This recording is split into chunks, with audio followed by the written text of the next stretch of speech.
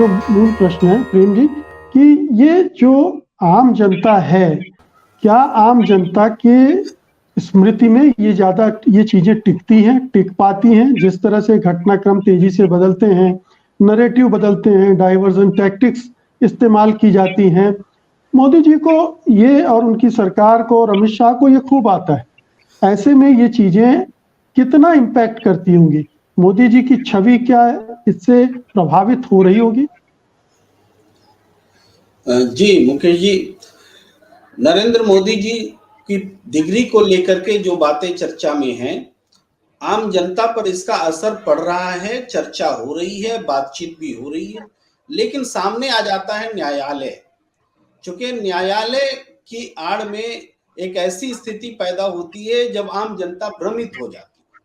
अब डिग्री पूछने के लिए अरविंद केजरीवाल पर जुर्माना लगता है तो जनता भ्रमित होगी। भाई न्यायालय पर भरोसा न करे तो किस पर करे, ये प्रश्न आएगा और आता है।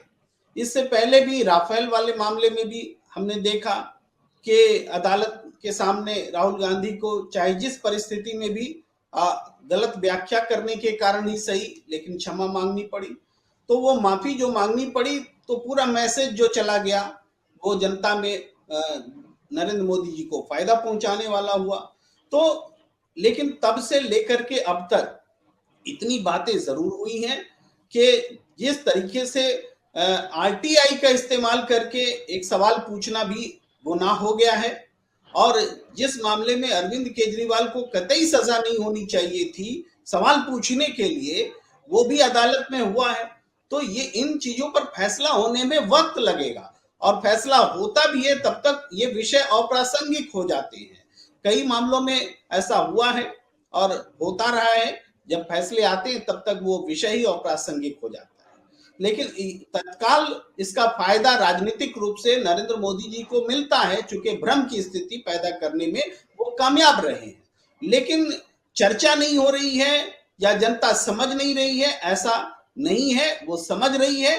दो पार्टों में बटी है, मंथन भी चल रहा है, मगर जो हमारा सारा सिस्टम अगर एक झूठ को सपोर्ट कर रहा है तो न्यायालय भी सपोर्ट कर रहा है, जांच करने वाली टीम खामोश है, एग्जीक्यूटिव का हाल हम देख ही रहे हैं, एडमिनिस्ट्रेशन कुछ कर नहीं रहा है, चुनाव आयोग सब बैठा हुआ है कि कोई भी अगर इसका पर्दाफाश करने के लिए इच्छा नहीं दिखा रहा है तो इसका मतलब है कि डेमोक्रेसी बड़े पैमाने पर फेल्योर हो गई है।